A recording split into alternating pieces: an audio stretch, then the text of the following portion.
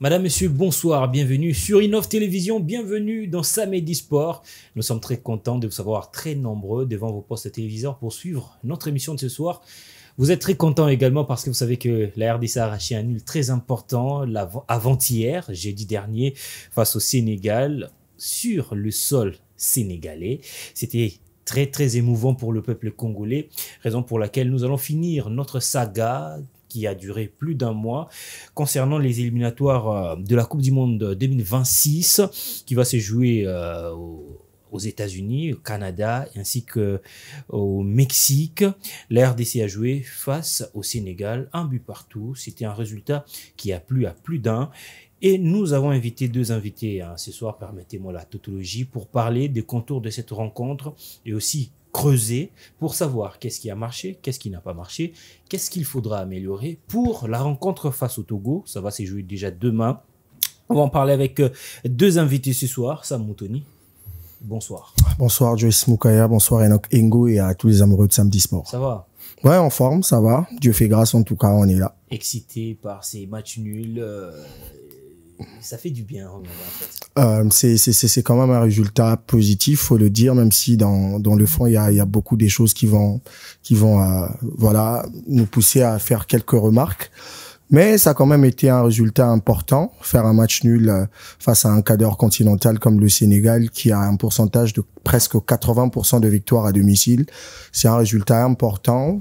En tout cas, on est quand même heureux, même s'il y a beaucoup de choses à changer dans cette sélection. Ouais, on va en parler. On va parler bien sûr avec vous. Enoch Engo également va nous aider à décrypter la rencontre. Bonsoir. Bonsoir Joyce et bonsoir à chers téléspectateurs et surtout les amoureux de Samedi Sport. Comment vous allez? Vous sentez ouais, super bien. Et aussi le résultat vous a rencontré pour une toute première fois sur le plateau. Mais c'est pas la première fois. Il faut toutefois les rappeler, vous êtes un aîné. Et on s'est inspiré de vous lorsqu'on était encore gamin, lorsqu'on apprenait. Aujourd'hui, c'est vraiment une grande fierté pour moi de se retrouver avec vous. Merci beaucoup, Enoch. On est confrères maintenant. Sur la même pied d'égalité. On va ce soir parler de ces résultats surprenants de la République démocratique du Congo face au Sénégal. Et aussi, nous allons parler des objectifs de la RDC. Bien sûr, après avoir arraché ces matchs nuls, et quel objectif que la RDC devra mettre en avant face au Togo demain. Et aussi parler, on va pas parler, on va faire un hommage à ces jeunes joueurs du centre de formation de Bellor qui nous a quittés. Merveille Nsakalala, c'était lundi dernier. On va un peu vous remémorer de ses actions, de ses meilleures actions au niveau de l'entente provinciale de football de Kinshasa et aussi au niveau de l'entente provinciale de football de jeunes. Madame, Messieurs, on va ouvrir notre émission ce soir avec cet élément et on se retrouve juste après. Il y a 2 jours passés, le groupe B des éliminatoires de la prochaine Coupe du Monde a vécu. Dans le cadre des préliminaires de cette fête mondiale de football, prévue conjointement aux États-Unis, en Mexique et au Canada, les léopards de la RDC étaient en affront face aux lions de la Teranga au sein d'un stade Abdoulaye Wade en effervescence. Une joute qui a tenu ses promesses au vu de multiples faits de jeu malgré le forfait de certains cadres de deux côtés et a fixé les 2 sélections pour la suite de cette bataille pour une place dans cette compétition de haute volée. Le fauve de Sébastien Desabre clôtureront leur trêve demain 9 juin avec la réception des éperviers du Togo en match comptant pour la 4e journée de la suite de ces éliminatoires.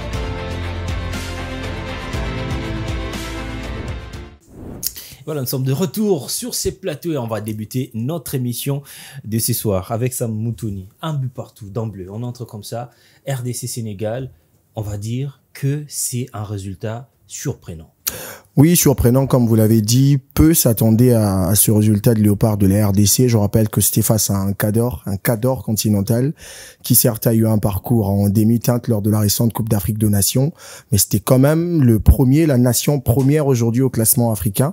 Et tenir tête face à une équipe sénégalaise revigorée avec des jeunes talentueux, c'est quand même un exploit pour nos fauves congolais qui ont également été handicapés par quelques absences. Yaba Kambu qui a été était blessé, Simon Banza qui a eu un petit pépin physique avant le début de la rencontre. Il y a également le gardien titulaire Lionel Passy qui a été également absent, mais on a quand même su capitaliser. Comment il s'appelle le joueur de Stuttgart Silas Katampa pour des raisons familiales, on va pas rentrer dedans. Même si ça nous a un peu tiqué, on aurait aimé le voir sur terrain, mais voilà, c'est quand même un résultat important. Un nul comme ça face à une équipe sénégalaise qui nous a malmené du début jusqu'à la fin. On a presque pas eu des moments forts dans cette rencontre, hormis les 5 dernières minutes, ce qui nous a permis de capitaliser cette belle action conclue par Fiston Maele. Mais au final, un nul important pour la RDC. Peu s'attendaient à ça. On se préparait déjà, voilà, à un désastre. Il y a même certains, après la 80e minute de jeu, qui n'avaient plus le courage de regarder le match parce que c'était vraiment compliqué. Non seulement on était mené, on était acculé au vu même de l'action de Jackson qui nous a en tout cas sauvés. Sinon, ça allait être la cata. Mais finalement, c'est un but partout qui nous arrange jusque-là et on verra ce que ça va donner dans la suite. On va voir ce que ça va donner dans la suite. Enoch Ngo, vous également, est-ce que vous partagez les avis de Sam Moutouni? Non, pas du tout, parce que moi, je n'étais pas surpris. L'objectif d'abord de ces matchs-là était de ne pas perdre. Et donc voilà, les Léopards étaient partis vraiment avec beaucoup de galvanisation pour rentrer avec ne fût-ce qu'un point, et chose qui a été faite. Et en dépit de la performance des Sénégal, on peut pas le cacher, Sénégal est en train de tout ravager sur le plan continental avec des titres, etc. Mais quand on va rentrer plus dans les statistiques, il faut considérer la performance lors de la dernière CAN, et je dirais que la RDC a été quand même au-dessus. Et s'il faut regarder aussi le contenu des équipes, dans leurs clubs respectifs, notamment nos joueurs, notamment aussi les joueurs des Sénégalais, mais on voit que la RDC quand même est au-dessus parce qu'on a des joueurs qui ont été impactants dans leurs championnats respectifs, notamment Wissa qui était parmi de l'homme principal, l'homme providentiel du maintien de Bradford, et de l'autre côté aussi Bongonda et à Chancen Bemba, on peut pas cacher tout ça. Mais voilà, quand on parle de la RDC, moi aujourd'hui, on est vraiment sur une marge de progression qui est exceptionnelle. Notre équipe est aujourd'hui, si je dois revenir un peu lors de mon dernier passage ici, j'avais dit, je vois pas une équipe aujourd'hui sur le plan continental au-dessus de la RDC. Je vais parfumer mes argumentations. Alors quand on regarde dans un cours de match, la RDC a plusieurs visages. C'est-à-dire cette équipe-là peut progresser et est fort dans les combats athlétiques, est fort dans la conservation, est fort dans les transitions, est capable aussi de conserver les joueurs en possession. On en a vu pendant ces matchs-là. À la première mi-temps, la RDC a été plus observatrice, on va dire. Il a observé l'équipe adverse. On a voulu défendre, on a voulu attaquer par des transitions et tout. Mais et là, ça n'a pas été, ça a pas tenu à 100%, mais quand même, on a vu dans la deuxième période, on a changé les systèmes de jeu et on a joué maintenant au ballon. Et voilà, on a permis à ce que l'équipe a su marquer. Et donc voilà, c'est quelque chose que moi je retiens. Ce qui est plus important, c'est que nous avons maintenant une équipe qui a une marge de progression qui est exceptionnelle. Une marge de progression qui est exceptionnelle, mais on va entrer dans ce qui a été la composition de Sébastien Desabre pour voir si ce qu'Enoch Ngo avance tient debout. On va prendre Sam Moutouni, par exemple, la composition de la défense, le gardien qui a eu moins de temps de jeu que tout le monde sur terrain, il a été titularisé. Il y a également un cas qui pose problème parce que là, on jouait face au Sénégal, tout pouvait arriver. Admettons qu'on s'est qualifié à la Coupe du Monde, je pense pas que les Congolais allaient admettre ce qui s'est passé hier, c'est mon avis, je pose la question. Inonga Baka qui compose l'axe central avec Mbemba Chancel, Mbemba qui revient d'une blessure, qui a mal fini la saison, et aussi Inonga Baka qui, la dernière fois où il a joué, c'était le 20 avril. La dernière fois où il est entré sur la feuille du match, sans jouer, c'était le 6 mai.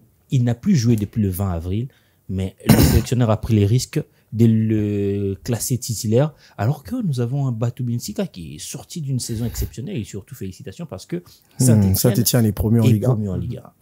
Voilà, c'était quand même pour moi, comme vous l'avez dit, c'était étonnant. Moi, en tout cas, je m'attendais pas à ce 11 de départ là. Ce qui ne m'a pas surpris, c'était la présence de Dimitri Berthaud. Déjà, en l'absence de Lionel Passy, c'était prévisible qu'il allait être dans les perches. On l'a vu face à l'Afrique du Sud lors de la 3e place. Ça a quand même été un bon gardien. Et puis hier, il faut le jeudi, voulais-je dire, faut le dire, ça a vraiment été parmi les hommes qui ont permis à l'RDC de gagner tête haute. Il y a eu plusieurs assauts avec une défense, comme vous venez de le dire, qui était en débandade. Et si le gardien n'était pas à jour, ça allait nous coûter cher. Si je dois rester sur le cas du gardien, le seul pépin que j'ai remarqué, si je peux dire deux d'ailleurs, c'est qu'il y a déjà cette difficulté-là avec le jeu balle au pied. Aujourd'hui, le monde évolue. On ne peut pas être gardien de but quand on n'a pas cette habilité-là, à avoir cette gestion des ballons au pied. Aujourd'hui, quand on regarde Neuer, on regarde Ter Stegen, on n'a pas peur de le donner la balle au pied parce qu'on sait qu'il sait le manier, il sait comment sortir le ballon. Mais au début, on a déjà eu cette bourde-là sur une passe pas compliquée de Mbemba qu'il a trouvé en retrait. Malheureusement, ça a failli nous coûter cher avec cette bourde. Heureusement qu'il s'est ressaisi. Ça nous a aidé. Mais voilà, à part ça, il y a aussi ce grand souci où on a l'impression qu'il a peur avec ses sorties. On a subi plusieurs corners lors de cette rencontre-là. Le gardien était figé sur sa ligne. On va dire pas bon dans le jeu aérien. Vraiment pas bon dans les jeux aériens et ça paye cher quand vous avez des équipes qui ont cette facilité là d'user de cette technique pour marquer des buts. Et s'il faut parler de l'axe central, moi en tout cas, j'ai été tiqué. Je l'ai plusieurs fois dit à maintes reprises, cet axe-là n'est pas rassurante. Regardez la Coupe d'Afrique des Nations. On va le dire, ça n'a pas été fameux. On peut compter les matchs au bout de doigts où Enoch Inonga Baka a été fameux. Voilà, on s'est retrouvé avec un Batu Binsika qui a été relégué au second rôle et le coach s'est habitué avec cette logique-là. Ça a quand même été un peu, voilà, à demi-teinte lors de la Coupe d'Afrique des Nations. Il y a quand même eu des résultats. On a fini 4e. Mais là, c'était face au Sénégal, une équipe qui a eu plusieurs assauts à cause de cette difficulté de concentration-là de l'axe central. Vous avez insinué ici, vous l'avez dit ouvertement, Inonga Baka, ça fait longtemps qu'il n'est pas au chaud. Il est sur le banc, il ne joue pas, il n'est même pas sur la feuille de match de foi. Et on a laissé entendre qu'il y avait, voilà, un soupçon qu'il avait contacté une équipe, qu'il avait signé un pré-contrat avec une équipe à l'insu de son équipe. Ça a été, je crois, l'information a fuité comme ça. Voilà, c'était comme ça. Mais si on doit le dire, on doit rester dans les faits. Le joueur n'avait pas le temps de jeu. Chancel Mbemba est revenu d'une blessure. Avant ça, il y avait déjà une blessure.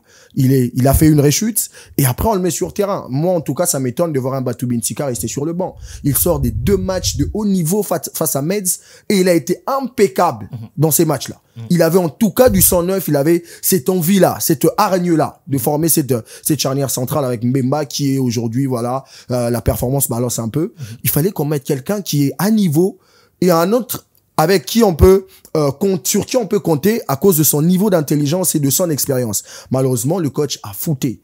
On doit dire merci à Nicolas Jackson qui n'a pas été réaliste avec la majeure des actions qu'il a eues. Mais si c'était un tueur comme Victor Osimhen, par exemple, ça allait nous coûter extrêmement cher. D'ailleurs, ça a été un grand risque de faire cet axe-là. C'était Osimhen, on allait pleurer. On allait en tout cas pleurer. Les actions que ce garçon a ratées, en tout cas, moi, j'étais là, surtout la dernière qui a touché le poteau. Bah, moi, j'étais déjà debout, je savais que c'était clos. Mais heureusement. Et si vous regardez l'action, Mbemba ne suit pas le défenseur. Ne suit pas l'attaquant. Plutôt, Nico Jackson fait l'appel dans le dos de la défense. Mbemba est nonchalant. C'est seulement Inonga Baka qui essaye de suivre et accompagne, malheureusement en retard également. C'est pas un joueur rapide. Donc, ça a été un match compliqué. Même le premier but, le but d'ailleurs du Sénégal. C'est parti d'où? Mbemba, on le passe comme ça. On n'était pas habitué à voir ça. On n'était pas habitué de voir un Mbemba aussi en difficulté. Mais heureusement, comme il faut le dire, la Providence a choisi qu'on ait un attaquant en face de nous qui n'était pas réaliste, comme il a toujours été à Chelsea. Et voilà, on est resté sur ça. On est resté sur ça. Cet axe-là, au vu des éléments que je viens de présenter ici, est-ce que c'était opportun pour ce match où alors on doit s'habituer à voir cet axe continuer, on va dire. Chancel Mbemba, c'est un expérimenté, mais un expérimenté qui est en perte de vitesse avec un autre joueur qui n'a pas assez de temps de jeu, c'est mettre en difficulté ou le cœur de plusieurs Moi, je pense que je respecte totalement l'avis de Sam. Bon, je pense que dans les compartiments de notre équipe, je pense que le compartiment qui est quand même solide, c'est la défense. Faut pas oublier, faut regarder. C'est sans défaut. C'est sans défaut. Là, en tout cas, si on doit parler de la dernière CAN, on a encaissé 4 buts. Et voilà, le choix de l'entraîneur, je pense que c'est son choix. Et vous savez, ça compte plus, ce qui compte plus, c'est la confiance. Quand un entraîneur vous donne confiance, ça change tout. Ouais, c'est clair que Inonga Baka a un niveau, un nombre de matchs moins élevé que par rapport à Bato Binsika et tout, mais quand même, il a eu la confiance de son entraîneur. Mais quand on regarde dans ces matchs-là, Inonga n'était pas du tout dupe. Et le but là, c'était pas sur son côté, c'était sur le côté droit, à partir de Chancel Bemba et Axel Tanzeb. Et je pense que le plus important, c'était d'abord d'avoir une équipe qui est cohérente, une équipe qui doit représenter les Vous avez vu nations. cette cohérence-là? Ouais, j'avais vu, bien évidemment, on a vu. Une équipe a changé plusieurs images. On était Capelin, on est allé à l'abordage pour aller chercher ces J'ai l'impression que permettez-moi, j'ai l'impression que c'est cette manie-là à dire que la RDC s'adapte à l'adversaire, change des images. C'est devenu comme un échappatoire. Quand on a cette difficulté-là à tenir tête face à un adversaire. Parce que quand on regarde le Sénégal, on nous a bouffé au milieu de terrain, par exemple. On dira quoi? Voilà, on nous a pas bouffé, on ne voulait pas jouer. C'est comme ça qu'on va commencer à défendre cette équipe. Sam, je pense que peut-être moi, j'aurais dû vous dire que si vous avez regardé le match à la radio, je sais pas, bon, il y avait une bataille, vous n'avez pas constaté cette bataille-là au milieu de terrain, où il y avait déjà Moutoussamy et Piquel ont tout ravagé, ont tout défendu le tic-tac de la mine et tout, des Ganagay et tout. Et lorsqu'on a vu Edo Kaembe est entré, il a stabilisé ses milieux de terrain et d'ailleurs le but est venu de la part d'Edo Kaembe et puis voilà, donc je pense que l'équipe là dans l'objectif simplement comme je l'ai dit précédemment, le plus important c'était que nous partions gagner un point au Sénégal et voilà le point maintenant on va jouer ici au stade de Martyrs, ça sera un peu tranquille mais je crois que c'est les choix d'entraîneur, il faut respecter. Inonga Baka, c'est un guerrier, on a vu son évolution depuis le championnat national et lors de la dernière CAN et au Tanzanie. Je pense que ce joueur-là est déjà professionnel et puis voilà, il est en train de progresser en dépit de manque de compétition dans son club. Je pense que c'était les choix d'entraîneur, il a eu la confiance et voilà, il a su saisir et il a fait un bon match. Espérons que tout va s'arranger pour Inonga Baka, qu'on appelle affectueusement Varane. On aurait aimé que ça soit aussi un Français qui prenne un nom congolais comme ça. ça va nous faire plaisir, en tout cas. Mais aussi, ce qui a vraiment fait couler beaucoup d'encre et salive, c'est la titularisation, la première d'ailleurs, de Samuel Essende qui a joué toute la rencontre. Les avis sont partagés. Certains disent qu'il a fait un très mauvais match et d'autres pensent que ces joueurs-là, pour une première, c'était un résultat selon une prestation à la hauteur du match. Voilà, en tout cas, son cas, comme vous l'avez dit, ça divise l'opinion. Il y a de ceux-là qui disent que voilà, pour un match aussi important, c'est un très grand risque de donner du temps de jeu à quelqu'un qui ne s'est pas encore, accommodé avec le système africain, surtout avec la sélection nationale. Son premier match, un match officiel. À l'extérieur, devant la pression des Sénégalais. Voilà, avec un nom aujourd'hui qui dit beaucoup. Avant même qu'il monte sur le terrain, il y a déjà des yeux rivés sur lui parce qu'il a un nom qui colle avec l'actualité congolaise. Mais voilà, moi, s'il faut avoir un avis tranchant sur sa titularisation, pour être franc, j'ai eu un peu peur que le coach ait ce risque-là, prenne ce risque-là de le mettre titulaire. Mais après, il y avait un Banza qui était indisponible. Fiston Maël, on l'a vu lors de la récente CAN ou lors des éliminatoires de la Coupe d'Afrique des Nations, c'est généralement un joker. Mais est-ce que sa prestation est déplorable? Je dirais non, mais je ne dirais pas qu'il a été à 100% de son niveau. On a vu un garçon imposant, c'est ce que j'ai aimé. J'ai rarement vu un Kalidou Koulibaly n'avoir pas assez d'aisance sur terrain.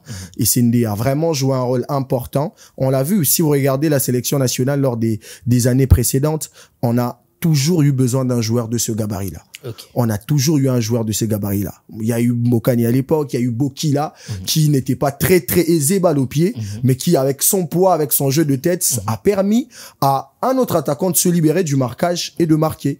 Voilà, ce garçon-là. Exactement ce qui s'est passé hier entre Essende et Wissa. Essende a trouvé Wissa 2 fois ou 3, si je me rappelle. Exactement, c'est ça un rôle.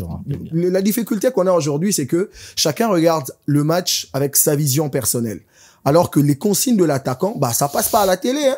On n'écrit pas que non, des sabres à l'obin et Sende, ce que aussi balance à le rapport. Ce que Zalagi Bongo, on allait comprendre que, au gang, il a, par exemple, Sende passe à l'air en tepson, c'était bigayo, Tchagio Popé, ça passe au pied, t'es poanine. Les gens veulent voir un voilà, comme Benzema et tout. Or, c'est proportionnel à beaucoup de facteurs. Voilà. On a fait avec les moyens de bord et Sende a fait un travail énorme. Et j'ai d'ailleurs aimé ce que le sélectionneur a fait de le laisser terminer la rencontre pour ne pas lui donner l'impression que voilà, il a été nul. C'est pourquoi on l'a sorti. C'est comme ça qu'on gère un effectif. En tout cas, c'est un point positif. Ce garçon-là, à la longue, on le verra peut-être demain au Stade de Martyrs face au Togo.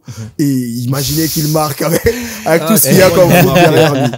Tout ce qu'il y a comme foot. Donc, c'est quand même un garçon qu'il faut féliciter. Et puis, je n'aime pas cette facilité que le Congolais a à directement tirer sur un joueur qui n'a pas été performant sur terrain. C'est une grave erreur. C'est quelqu'un qui a accepté de rejoindre la sélection nationale, qui est venu avec cette envie-là d'apporter quelque chose de positif, qui s'est rendu disponible avec l'absence de beaucoup de joueurs qui nous ont donné des raisons à endormir debout.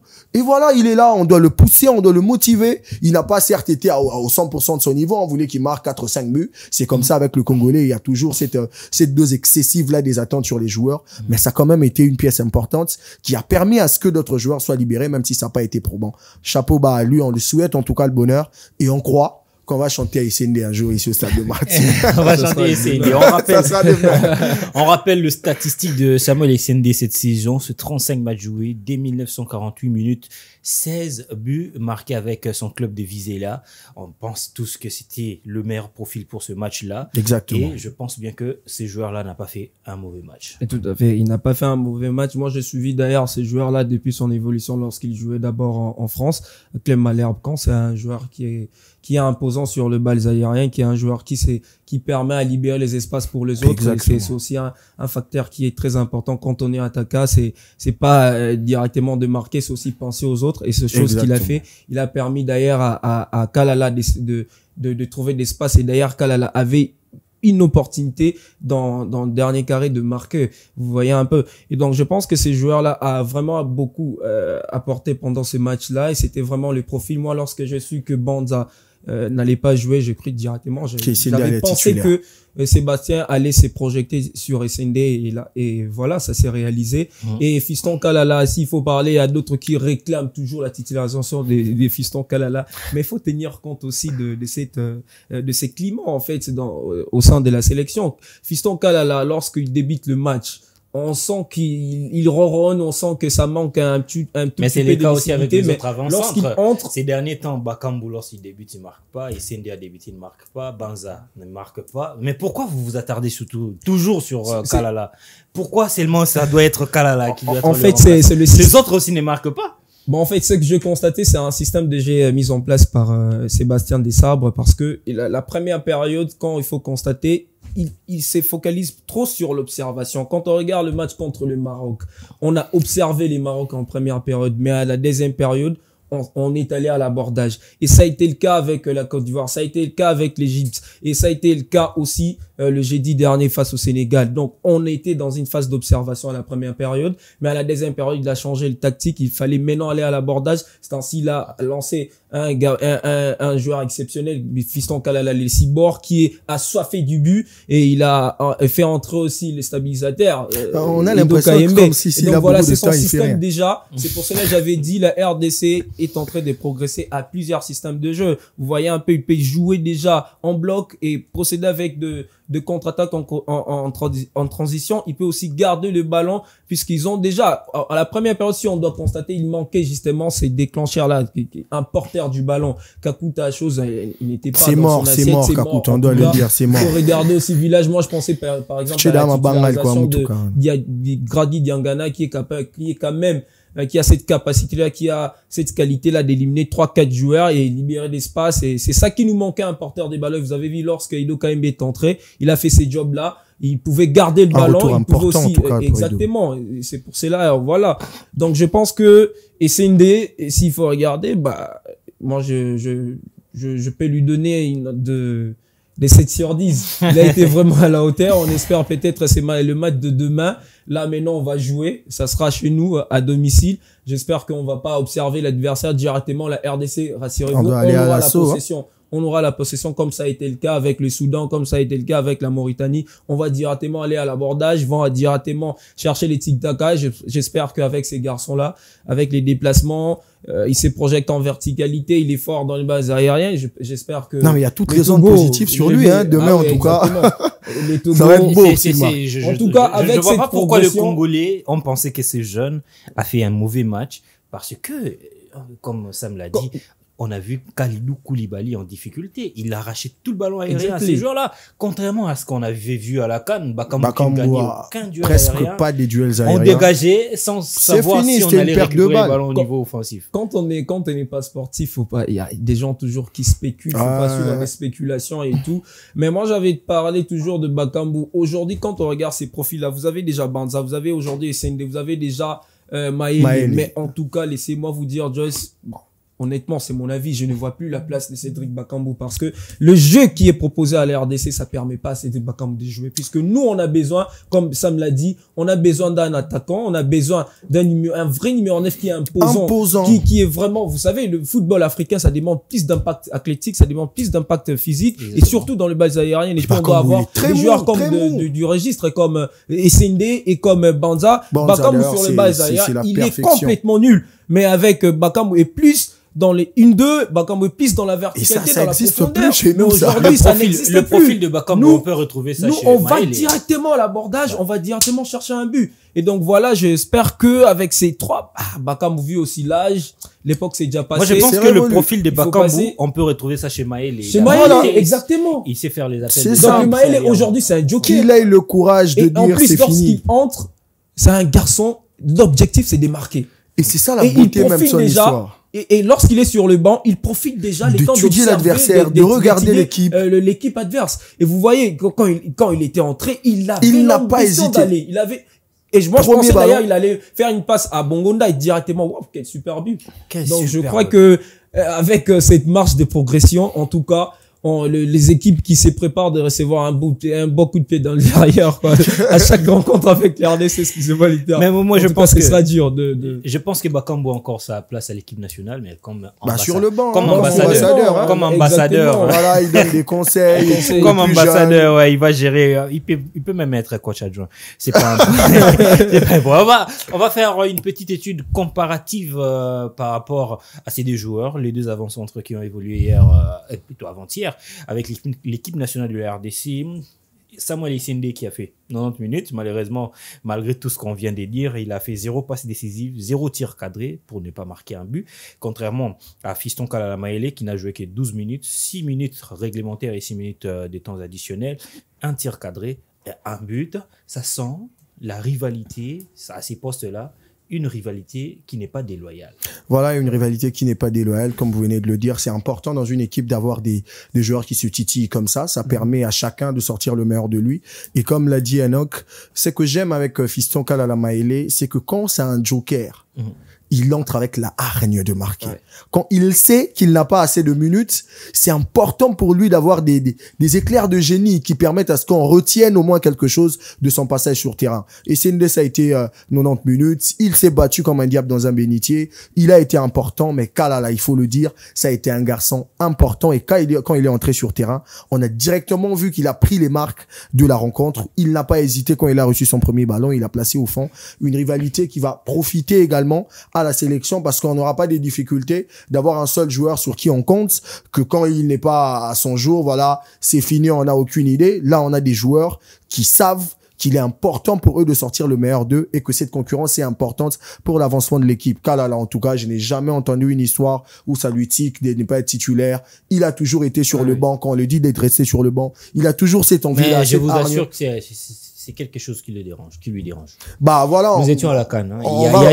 Il y a certaines choses qu'on se disait. On va regarder qu'est-ce que ça donnait.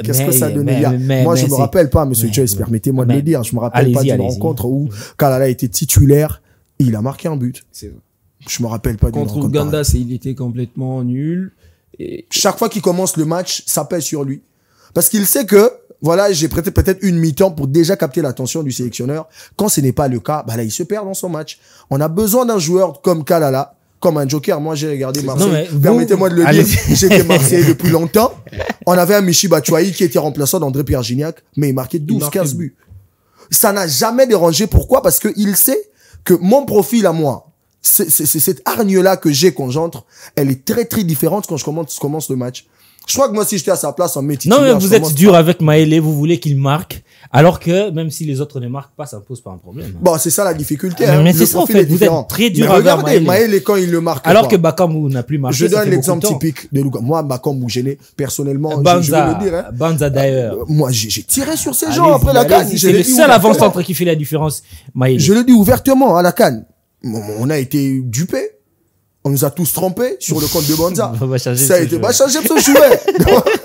Donc, ça nous a tous étonnés. On s'attendait à voir un Banza qu'on a toujours vu être étincelant. Mais à la CAN, il a eu des actions et il a donné de ballon au gardien. Donc, c'est resté comme ça dans la tête. Mais c'est quand même un joueur, jour des clics et Gozala, à tous les mois but. Bakambu, c'est révolu, on doit le dire. Bakambu et Kakuta, c'est le temps même de créer des écoles de foot, de former les jeunes. Vous avez fait votre temps. Il est temps de laisser aux jeunes de jouer. On doit le dire. Regardez la médiane hier. Regardez la médiane face au Sénégal. Je comprends pas. Comment Kakuta peut être fatigué à la 10e minute de jeu? C'est pas possible. À la 10e minute de jeu, tu es fatigué. Le vieux, il a quel âge? Et ça, est-ce que le sélectionneur ne le voit pas? Voilà, 32 ans, hein, pour tout trésor qui faisait des passes.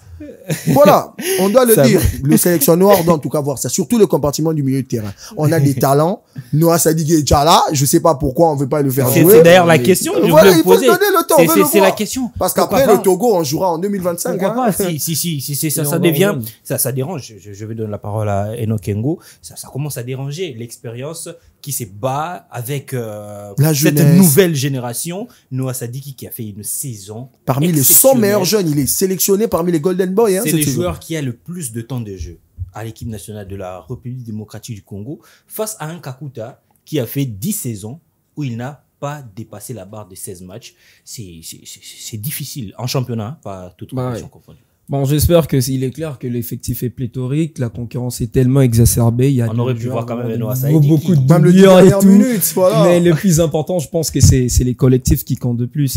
Et surtout, Sadiki, on peut pas nier ses qualités. C'est un joueur d'ailleurs qu'on a vu le match contre Liverpool. Il était excellent. Là, il y a pas photo là-dessus. Mais, le plus important, c'est les collectifs, comme j'ai dit précédemment. Parce que le Kakuta, Bakambu, Kakuta, c'est un cadre. Il y a aussi des matchs où il était bon. Il y a aussi des matchs où il est moins bon. Mais plus c'est un joueur attend des éclairs de génie. Il n'est pas trop dans un match où ça demande beaucoup des engagements physiques. Là, Kakuta est complètement à côté sur ces côtés-là.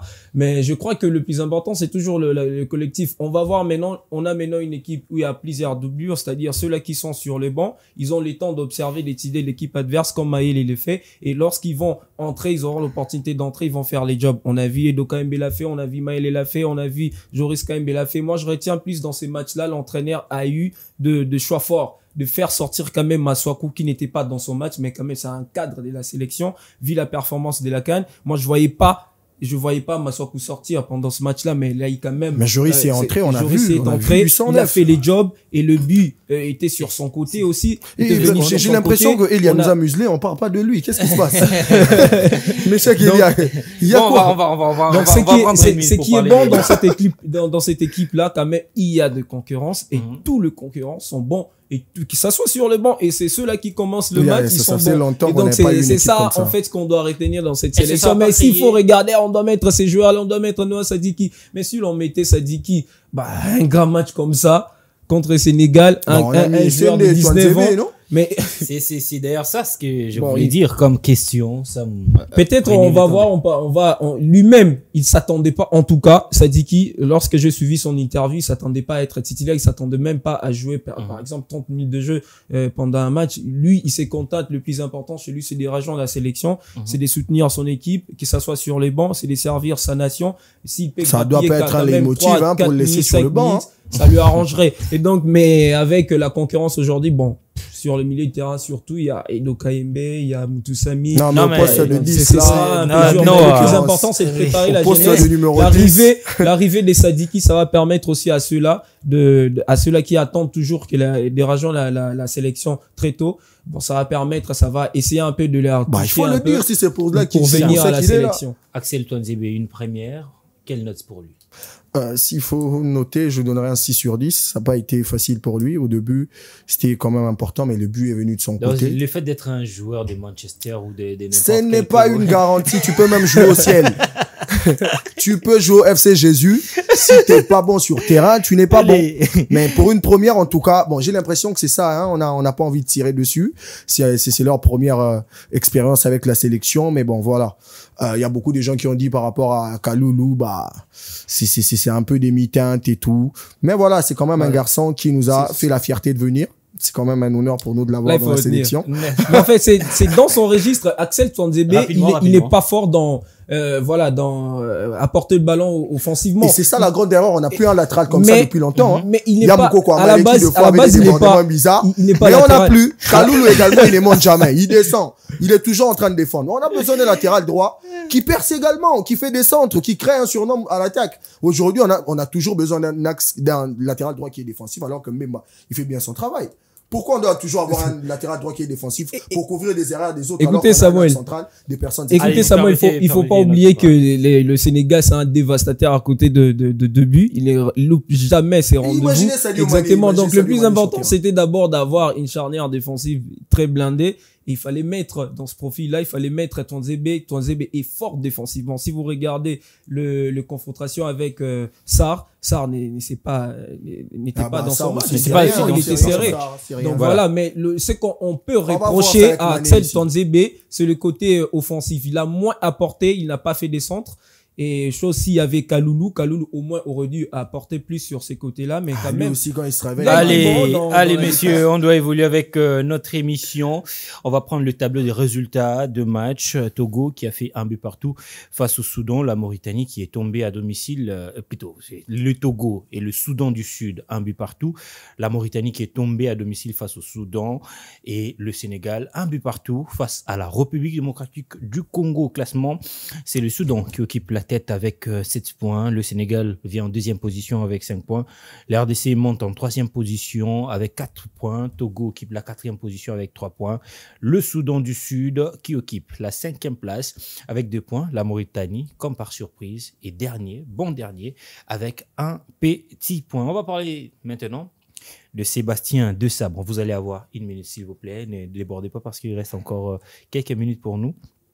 Pour finir notre émission, Sébastien Desabre avec les Léopards de la République démocratique du Congo. C'était son 20e match le jeudi dernier. Il a fait 10 matchs nuls, 6 matchs gagnés, 4 matchs perdus. Au total, Sébastien Desabre compte 28 points sur 60, 32 points perdus, 20 points perdus lors des matchs nuls, 12 points perdus lors des défaites.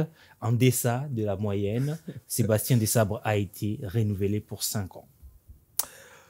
Ah, voilà. En tout cas, moi, je suis pas surpris. Je suis pas surpris de ce renouvellement-là. Alors qu'il n'a pas atteint l'objectif. Voilà, je vais le dire.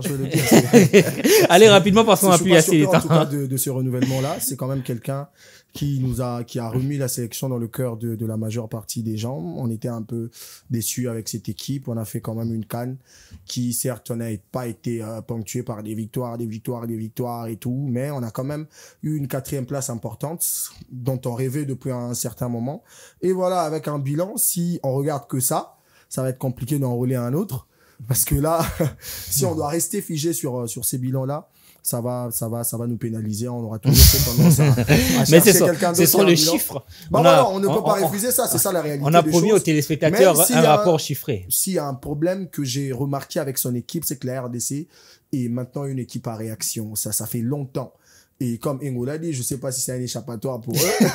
C'est toujours la RDC qui observe l'adversaire. On laisse que l'adversaire joue, on observe et généralement, on finit par nous marquer de buts. Lors de la récente Coupe d'Afrique des Nations, la seule rencontre où la RDC a marqué en premier, c'était face à l'Égypte. Toutes les rencontres qu'on a jouées, on nous a d'abord marqué des buts et après, on est venu réagir. C'est en tout cas ça que je n'aime pas avec cette équipe. C'est vraiment ce que je n'aime pas avec cette équipe. On doit avoir cette capacité-là à attaquer en premier, à se mettre à l'abri en premier. Et aussi, il y a on le fera demain, t'inquiète pas. Ah non, vous commencez à envoyer ces calendes grecques, ça devient des histoires. Demain, c'est un autre jour. Ça devient des histoires. Voilà, on veut avoir une équipe qui finit rapidement ses matchs. On ne veut pas tout le temps être là, attendre les 85e minutes, et qui entre à la fin pour marquer. On veut sceller nos rencontres. 2 fois à la première mi-temps, vous menez 3-0. Vous commencez à danser. Une équipe à suspense. Avec Sébastien Desabre, bien sûr. En tout cas, lorsque je vois vos statistiques, permettez-moi, Josh, je pense que vous voulez la résiliation. Non, même pas. Sébastien Desabre. Ce sont les chiffres. Ce sont des chiffres qui sont. Écoutez, comme Sam l'a dit, s'il faut tenir compte de cette statistique-là, il y a quoi à dire là-dessus. Mais je crois que le plus important, c'était de faire revenir l'équipe sur les rails. Et donc, Sébastien Desabre a apporté un travail exceptionnel au sein de cette sélection-là, surtout dans le côté management. Il y avait des joueurs aujourd'hui qu'on avait du mal à convaincre de rejoindre la sélection, notamment Twanzebe, qui a été contacté à plusieurs fois chez Ibenge, mais il n'y avait pas de résultat. Et aujourd'hui, d'ailleurs, Bissaka est ici au Congo et il a été. Non, mais écoutez, il faut. Est-ce qu'il est venu pour. On l'a vu au quartier 6, Sanji, il est en train de regarder la sélection. Bon, il est à Kin. Il a été approché par Sébastien Desabre, quand même. Il y a de bonnes augures, on peut espérer ces garçons rejoindre. Et il attend qu'on se qualifie pour la Coupe du Monde. Hormis ça, on a trouvé quand même une équipe aujourd'hui. Quand on regarde la RDC aujourd'hui, on a maintenant une identité dans le fond de jeu. On a quand même des joueurs qui représentent. Non, je ne soutiens pas. Si vous voulez. On n'a pas d'identité. Nous avons une identité, c'est que on s'adapte à la situation de l'équipe adverse. Pourquoi on impose pas notre jeu? Pourquoi on doit seulement s'adapter? Lorsque nous avons un adversaire qui est Cador africain, on ne gagne pas. Que des nuls. Le plus important, c'est que allez-y, chutez rapidement. Je pense que Sébastien Desabre vit son travail, c'est exceptionnel. On doit plus retenir de son travail. Parce que dans le côté managérial, comme je l'ai dit précédemment, et surtout faire revenir la galvanisation dans cette équipe-là, parce que tous les joueurs sont galvanisés. Lorsqu'ils viennent en sélection, le but c'est de servir la nation. Allez. Le but c'est de défendre la nation. Et aujourd'hui, Sébastien Desabre a instauré d'ailleurs chaque joueur qui va venir au sein de la sélection doit réciter l'hymne national, doit chanter l'hymne national. Donc au moins allez, ça c'est autre chose. Je vous dis la vérité. On a plus assez de temps, Enoch. Sébastien Desabre, en tout cas, moi je n'ai jamais vu un entraîneur comme ça au sein de la sélection de la RDC ça frise déjà les des statistiques, mais du travail sérieux, de la rigueur. On va pas d'ailleurs. On doit trouver ces résultats-là auprès de ces joueurs. Les joueurs, les témoins. Maswaku, lors de son dernier interview, il avait souligné, il a comparé d'ailleurs les séances d'entraînement sous l'heure d'Ibenge et Sébastien Desabre. C'est le jour et la nuit, on va dire. Merci beaucoup, cher Enoch Engo, Sébastien Desabre. Écoutez un tout petit peu le son de ces résultats. C'est défaite, victoire, nul, victoire, défaite, nul, défaite. C'est ça, vous nul, voulez la victoire. Non, les gens doivent être au courant. Parce que de fois, on est dupé par des nuls, Des nuls qu'on célèbre comme des nuls. Non, mais on y croit avec Sébastien Desabre, on y croit. Personne n'est contre. Sébastien Desabre, il fait son travail, chacun doit le juger. Nous, on a apporté les chiffres. C'est aussi à vous, fidèles téléspectateurs, de pouvoir juger à votre niveau. Est-ce que son renouvellement est important? Si vous trouvez que c'est oui, vous pouvez nous le faire savoir à travers ces numéros affichés au bas de l'écran. On va évoluer, messieurs, avec notre émission. On va d'abord souffler un tout petit peu avec le résumé de la rencontre RDC-Sénégal en non-comment. On se retrouve juste après.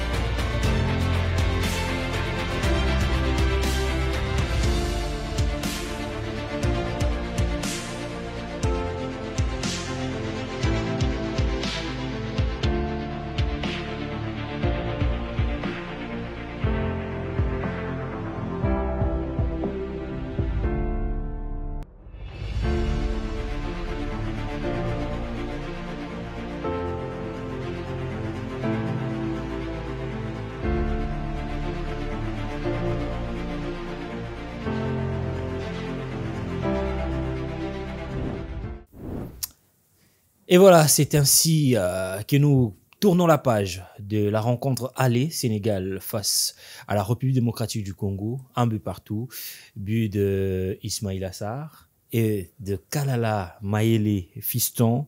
Voilà, ce sont les deux buteurs de la rencontre. On va maintenant donner la place à cette rencontre qui va se jouer demain entre la RDC et le Togo. La RDC part légèrement favorite devant le Togo, mais c'est aussi une équipe de Togo qui est surprenante. Il faut faire très attention. Et exactement, on doit aller dans cette logique-là parce que si on a déjà eu une ascendance psychologique sans avoir rencontré l'adversaire sur terrain, ça peut pêcher. C'est une équipe qu'on ne doit pas négliger, qui a plusieurs individualités qui peuvent nous causer du tort. Je ne vais pas citer Tchaké ici parce que ça sera en tout cas quelqu'un qui peut nous causer beaucoup. Quel devrait être l'objectif de l'RDC? En tout cas, gagner le point. Le sélectionneur l'a dit lors de la conférence de presse après match. Il a dit qu'il est important de gagner ce match. Sinon, même ce nul face au Sénégal ne sera pas important. Donc, c'est vraiment avec cette logique-là, avec cette pensée-là qu'on doit aborder cette rencontre-là. Avoir cette ascendance-là, essayer de toujours écoler le classement parce que voilà, ça va vite. Déjà, demain, ça sera la 4e journée de ces éliminatoires. Les choses avancent rapidement. Le Soudan d'ailleurs est bien parti, sauf que c'est un derby. Le Soudan est bien parti pour prendre le large en tout cas. Voilà, c'est comme ça. On doit en tout cas avoir cette conscience-là que le temps passe vite et à ce rêve qu'on nourrit depuis des années qui peuvent devenir réalité. Donc, il faut aborder ce match différemment par rapport à celui du Sénégal. Déjà parce qu'on part en favori. Il y a une équipe en face qui nous cause généralement pas trop du tort, même si on ne doit pas le négliger. Donc, on doit déjà, dès le départ de la rencontre, avoir cette idée-là d'en finir rapidement pour aller... Ne pas être une équipe en réaction. Voilà, c'est exactement ça. Allez-y, Enoch Engo. En tout cas, la victoire, c'est la victoire qui est souhaitée. Et après, ça nous permettra de nous mettre un tout petit peu à l'abri, mais il faut toujours faire attention parce que en face, il y a le Togo qui est en pleine construction. Il faut toujours faire attention avec des équipes qui sont en pleine construction comme ça. Et ils peuvent faire mal dans un cours de match de jeu. Et puis voilà, je pense que ces matchs-là, on doit l'aborder avec beaucoup de sérénité, avec beaucoup de concentration. On joue chez nous. Il y a le temps de faire les jeux, il y a le temps, ils seront poussés par le public. Là, ils n'auront pas forcément d'excuses. Comme je l'ai dit précédemment, c'est la victoire qui compte parce qu'après une victoire, ça nous mettra un tout petit peu à l'abri. On pourra se projeter pour la 5e journée, 6e journée, peut-être. Ça va se jouer chez nous, je crois, en fait. Donc voilà, je pense que ces matchs-là, ce sera important. Donc Sébastien Desabre l'a aussi souligné après son interview et je crois la RDC est déjà favori dans le contenu, dans ce qu'il a, dans ce JBCR et tout. Il y a des grands joueurs plus que le Togo. Ben, en tout cas, là, on est largement favori. Il faut faire toujours attention, je l'ai dit. Avec les coups il y a les équipes les équipes qui se reconstruisent maintenant. Il y a toutes ces équipes-là, tous les joueurs qui rejoignent leur sélection ont l'amour. C'est envie de prouver aussi. Volonté là de représenter leur nation. Merci beaucoup Enoch Engo. On va se retrouver la semaine prochaine, mais attendez, on va pas finir notre émission comme ça. D'abord, place au test de la semaine. Et voilà, nous sommes de retour sur ces plateaux. On va commencer le test de la semaine. Avec Sam ou qui prend la main? Moi, je prends la main. Je prends la main pour permettre de voir comment est-ce que ça se passe. On prend la Ligue des Champions et les records. Le deuxième, c'est les joueurs congolais. Le premier sujet, c'est la Ligue des Champions et la CAF et ses records. Le deuxième, c'est les joueurs congolais et la Ligue des Champions de l'UEFA. Le joueur congolais et la Ligue des Champions de l'UEFA. Messieurs, est-ce que vous êtes prêts? Prêt. Vrai ou faux? Kakuta a gagné. Je réponds pour que vous puissiez être. Vrai ou faux? Kakuta a gagné la Ligue des Champions de l'UEFA. Faux. Faux. Shabani Nonda a marqué en demi-finale de la Ligue des Champions face à Chelsea. Ouais. Faux. Chancel Mbemba est le meilleur buteur congolais en Ligue des Champions. Faux. Faux. Jason Maele a déjà affronté le Real de Madrid en Ligue des Champions. Ouais. Faux. Eric Bokanga a déjà affronté le Real de Madrid en Ligue des Champions. Faux. Faux. Vous avez réussi à combien? 3 sur 5. 3 sur 5. Je pense bien que c'est Shabani Nonda. La question qui vous met beaucoup plus, c'était en quart des finales. Ah, oui, c'était en quart des finales, en demi-finale. En quart des finales face à Chelsea. Mais ici, je parlais de demi-finale. Monaco a éliminé le Real Madrid. Le Real de Madrid, exactement. Messieurs, il vous reste un sujet. À vous de vous défendre. Est-ce que vous êtes prêts? Ouais. Voilà. Vrai ou faux, Enimba est le premier club d'Afrique noire à doubler la Ligue des Champions de la CAF. Ouais. Faux. Ah, vrai. Non, faux. C'est faux. Espérance de Tunis a déjà doublé la Ligue de Champions. Faux. Vrai. Mazembe est la première équipe à doubler la Ligue de Champions. Faux. Vrai. Al-Ali est l'équipe ayant perdu le plus des finales de la Ligue de Champions. Faux. Faux. ASEC Mimosa a déjà remporté la Ligue de Champions. Faux. Vrai. Vous avez ça combien de questions? Bah, je crois. Une seule question. Enimba est le premier club d'Afrique noire à doubler la Ligue des Champions. C'est faux, puisque c'est Mazembe qui est le premier. C'est la première équipe noire. La première, même dans l'histoire, la première équipe à doubler la Ligue des Champions, c'est le TP Mazembe. L'Espérance de Tunis a déjà doublé la Ligue des Champions, oui, en 2018 et 2019. Ici, c'est d'ailleurs récent. Al-Ali est l'équipe ayant perdu plus des finales de la Ligue des Champions. Faux. Parce qu'il y a aussi d'autres. Il y a le club Canon, Canon de Yaoundé. Si j'ai oublié. Il y a aussi Espérance de Tunis. Il y a également. C'est un club ghanéen. Ah, les noms m'ont échappé. ASEC Mimosa a déjà remporté la Ligue des Champions. C'était en 1998. La seule équipe ivoirienne. Ah, c'est 90.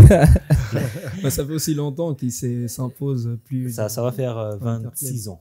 Depuis, c'était la sélection de Yaya Touré et les autres joueurs qui ont fait la pluie et le beau temps avec cette formation de Al-Ali. Ah, je savais, j'allais me faire cramer. Ouais. Ah, non.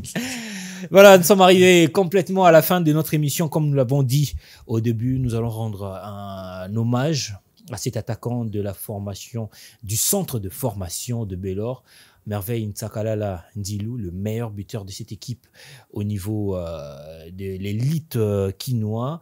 Voilà, il nous a quittés. C'était le lundi dernier à 3h30. L'équipe des Innov Télévision ainsi que tous les journalistes qui connaissaient ces joueurs, son talent, présente les sincères condoléances à sa famille. On vous laisse sur ces images de ces actions, le meilleur moment de ces joueurs au niveau de l'EPFKIN, pourquoi pas au niveau de l'EPFKIN de jeunes. On se retrouve la semaine prochaine avec le même plaisir pour un tout nouveau numéro. Je vous remercie, chers frères. Et notre ça a été un honneur. Samoutoni. À vous aussi. Au revoir.